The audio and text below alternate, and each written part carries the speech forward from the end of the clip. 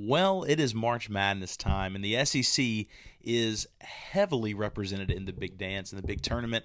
And we are going to be taking a look at Mississippi State's matchup, in particular with Michigan State. We will have a bracket reveal here in the next couple of days, but it's March Madness. Listen, there's a lot of crazy times in life, a lot of hectic times in life, but if you have time to sit back and make a bracket and just enjoy the craziness, then good on you. So we're going to be taking a look at that today on the My Dogs Are Barking podcast. Thanks so much for watching. God, I'm telling you, my dogs are barking today. But man, my dogs are barking. Well, if you watched this show a little over a month ago, Mississippi State was more than halfway finished with their season for men's basketball and had really kind of hit a snag. They had lost to Alabama by 32 points, I believe, on the road in Tuscaloosa. And where Mississippi State was in their season, we said it on the show back then, they kind of have a choice at this point to rally and to try to make the tournament and to kind of salvage a good start to the season by finishing strong, or just kind of give up. They had five SEC games, several on the road. And Mississippi State ended up going, 5-0. Yeah, went on a 5-game winning streak, defeating Georgia, Missouri, Arkansas, Ole Miss, and LSU, before falling to Kentucky for a last-second shot from Reed Sheppard to win the game for Kentucky in a 91-89 loss. They followed that up by losing to Auburn by 15 points, losing to A&M by 6 points, and losing to South Carolina by 4 points in overtime. So 5-game winning streak, 4-game losing streak, and then going into the SEC tournament, Mississippi State, again, had work to do. In Nashville, Mississippi State beat LSU on Thursday, 70-60, and then had Tennessee on Friday. And Tennessee, of course, got to rest on Thursday. Really a very highly regarded team. And Mississippi State put together, I would say, certainly the best defensive game they've played as of late. Really held Dalton Knecht in check, even despite him being an incredible player and a really, really amazing player. Knecht really just had a very difficult time connecting, as cringy as that is. He was 4 of 17, 2 of 9 from 3. 14 total points. Zakai Ziegler had 20 points, did really well. Even then, not super efficient scoring the basketball from 3. And Mississippi State just played really well. They won that game, and then they went to go play Auburn if you watch the game against Auburn, it was a really, really messy, physical matchup. And Mississippi State loses that game 73-66, and then kind of waits to see what their fate is going to be on Sunday. So Sunday, Mississippi State, it was shown in the final region to be shown. So Mississippi State fans are probably sweating a little bit.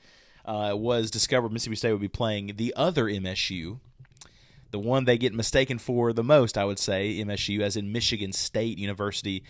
And that is what the matchup's going to be. Thursday, this Thursday at 11:15 a.m. Central, Mississippi State is going to be taking on Michigan State.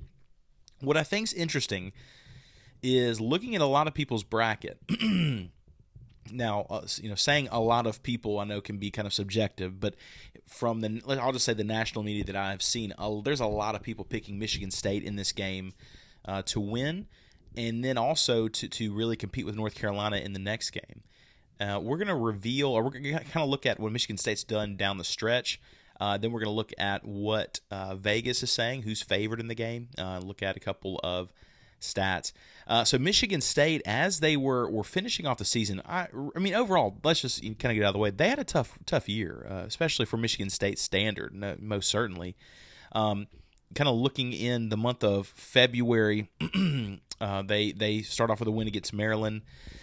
They actually win 3 of their next 4 games, one of them against Illinois, who is an incredible team. They're at home. They won 88-80 on February 10th.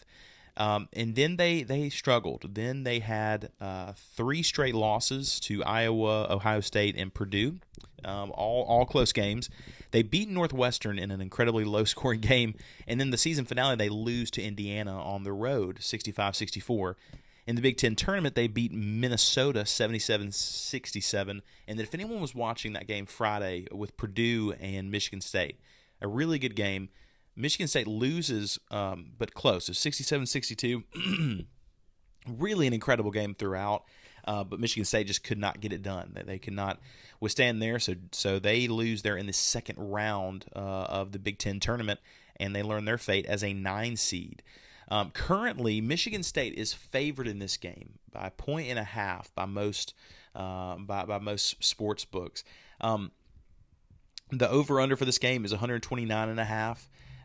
It has there is several people that have run ragged, kind of going back and forth on this game, and for Mississippi State, this is just a great opportunity. They're not in the play-in like they were last year, where they fell by missing a last-second shot against Pittsburgh.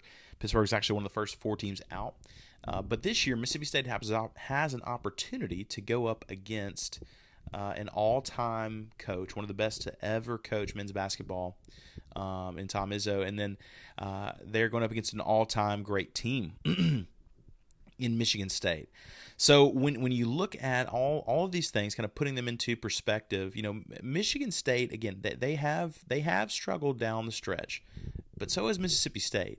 I think when you find what Michigan State does well, you kind of look at who it is that leads their team, overall. I think it's important to look at Tyson Walker as the main guy.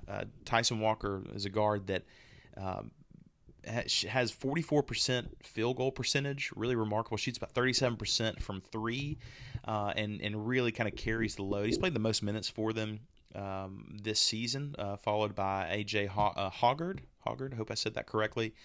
So Hoggard's averages about, 33% from 3. Not really going to be their main 3-point shooter. But look for Tyson Walker to be their main guy, their main scorer. Malik Hall is also a really good player. It's 52% field goal percentage. Shoots 35% from 3. Doesn't really attempt a ton of threes anyway. 71% from the free throw line.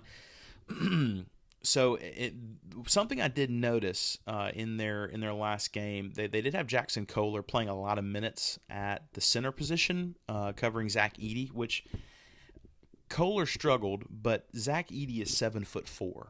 So, who has not struggled against Zach Edey? But I did notice that might be an opportunity for Mississippi State. Michigan State defensively defends the paint pretty well. I mean, outside of Zach Edey, and forces teams to shoot the 3-point shot from some of the research I've shown, some of the statistics that are there. So Mississippi State's going to have to beat them by hitting the 3-point shot. This could be a problem.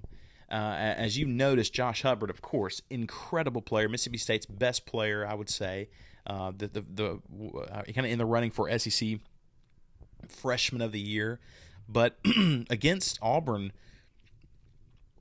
they kind of figured out how to game plan against him and really shut him down. Josh Hubbard was not able to get going, and Tolu was not able to convert on opportunities where he I would say where he typically does. And so he did. He struggled a lot. Tolu did. So if Tolu is not able to get going down low, and the Michigan State's holding their own defensively, Mississippi State's going to have to shoot threes. If Josh Hubbard's not able to shoot them, then you really got to hope Shaq Moore, Deshaun Davis, and DJ Jeffries can come through. And so that there is a mismatch, kind of a matchup issue for Mississippi State, and that is if down low is covered, then and they have Josh Hubbard covered up as well, Mississippi State's going to be in for a long day. The question, I think, is, can Michigan State successfully cover and defend the paint well enough to also defend Josh Hubbard? In my mind, I mean, you're talking about one of the best coaches of all time with Coach Izzo for Michigan State. In my mind, though, if you can shut down Hubbard, you put all your attention to him, then that might leave some opportunities for Tolu to really come through and convert. And, of course, just kind of knowing how basketball works, if things are working to where the guy on the inside is really dominating, he can draw a double, draw some attention, and kick it back out for an opportunity for 3. So Mississippi State has a way to win this game. Also keep in mind who their coach is. Chris Jans took a New Mexico State team that was a 12 seed and really did incredible things with that team And so he knows what it's like to be the underdog. I will say this. Underdogs in this matchup, in the 8-9 matchup, if they're in the 8 seed, have actually been very successful over the past 5 years specifically. And so keep an eye on that. Mississippi State has an opportunity to win this game, but they're going to have to figure out. They're going to have to get help from more people than Hubbard and Tolu, which has kind of been what we've been talking about all season. So I'm looking forward to that. I think this is going to be a very close game throughout. Michigan State, despite Mississippi State's struggles from scoring, Michigan State is not a high-scoring team. They scored 77 against Minnesota, but of course Minnesota is not a very good team. In their losses, their past 2 losses, they didn't score over 64 points. They were held to 57 points on February 25th against Ohio State. So, I mean, they're a team that does not score a ton outside of their huge game against Illinois. But Illinois kind of is a team that's ready to just throw up a whole bunch of shots and see what comes down anyway. So should be a really incredible matchup. I can say this from Mississippi State fans' perspective, it really is neat to be back, just to be here, to be in the NCAA tournament. But Mississippi State fans are not satisfied with that. They want to take it a step further. And they just played keep in mind, Mississippi State just played Auburn incredibly well, held them to I believe it was their season lowest offensively. And then Auburn went and just won the SEC championship, just beat Florida in the SEC championship by almost 20 points. Not by 19 is what they end up winning by. So Mississippi State can hold their own that way. I mean, defensively, they are incredibly locked in. So it should be fun to see what these Bulldogs will do on Thursday at 11:15. It is no surprise I got to pick the Bulldogs to win this game, but it's going to be incredibly close game, as all these NCAA tournament games are. Let me know who you guys have. I would love to know in the comments specifically, is there a Cinderella team that is not being talked about that you really feel can make a little bit of a run? And also keep in mind this, just a little bit of extra excitement. Last year as an 8 seed, Florida Atlantic makes a run all the way to the Final Four, and teams go on runs, and especially as time has progressed and more teams have more athletic players on their teams, it just becomes more and more possible to make those type of runs. I'm super excited to see what ends up happening.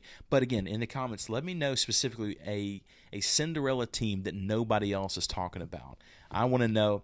I will give you just a word of warning. I've seen, or well, actually, I won't even give you that yet. We're going to go over the brackets here in just a couple of days, so you can kind of keep me to it. But there are some Cinderella teams that some people are picking, some first round games people are choosing that I think are a trap, and you got to watch out for it. I think it's just what everyone's talking about. I'm not buying into it. So we will take a look at that here in a couple of days. Thank you so much for listening to the My Dogs Are Barking podcast. Hail State.